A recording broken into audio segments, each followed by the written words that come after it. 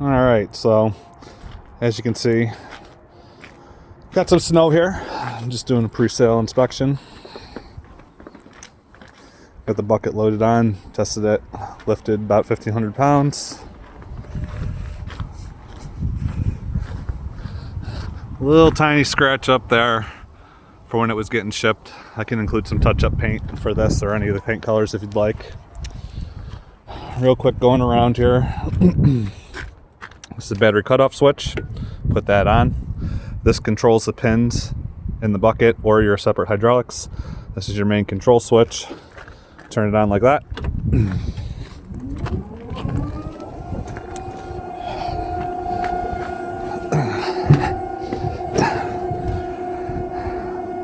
The odometer. Red is horn. Blue is high and low gear. I wouldn't really use low gear unless you need it specifically. Orange is for high flow. When it's off like that, you've got regular flow going through the machine. Always leave it on for high when you're doing any kind of operation. There's a trigger on the back here. When you hold down the trigger, you can hear the pumps really start to go. That's when you need really fast operation. If you're doing a lot of really fast movement, you need to control the arm. You can hold that trigger down. Otherwise, with the trigger off, it's normal speed, a little bit safer. And then for fine precision, you want to leave that off and you can see it'll go real slow.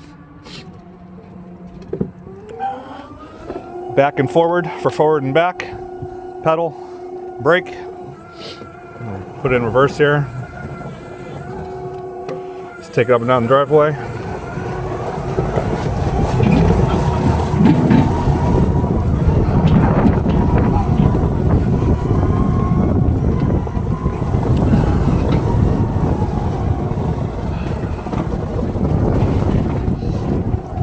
Reverse.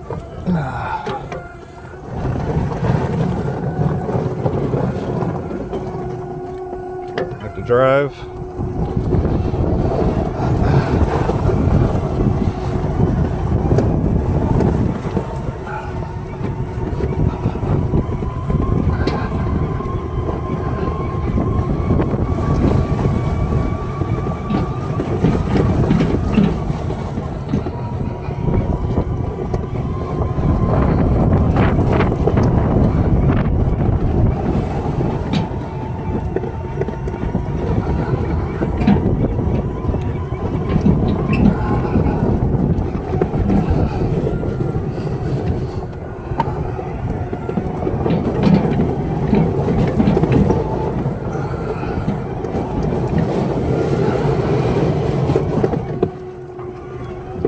Kind of wet, kind of slippery. It's all right. These are combination turf tires. Don't really have much to test it here, so let's see.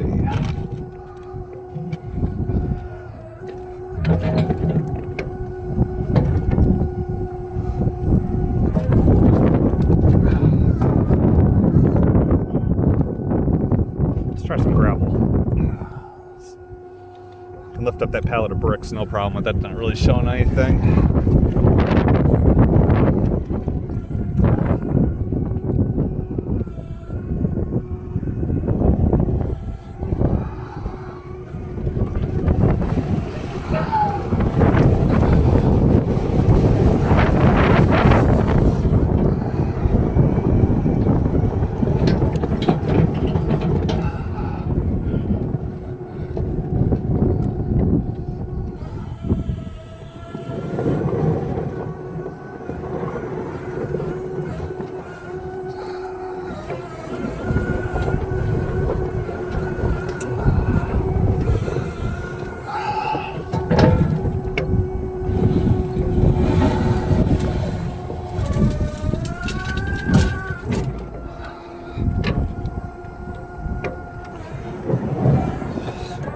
I'm not showing a huge amount here, but just want to show all the operations.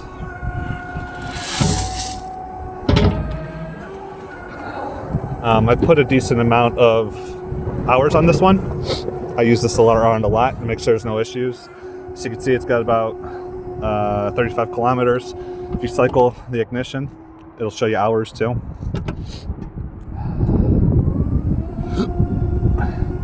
About 57 hours on this one. So I've done a lot of programming on this one.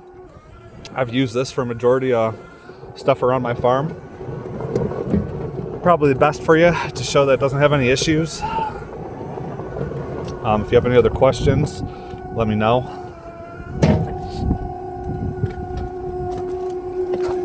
Now this one, to charge it, just plug it in right there. And it just plugs into any 110 outlet. I usually charge mine overnight, but it doesn't even take that long. I usually get a whole day of usage, and then I charge it for a couple hours and it's fine. But as you can see, they just plug in right here with the charger, standard 110.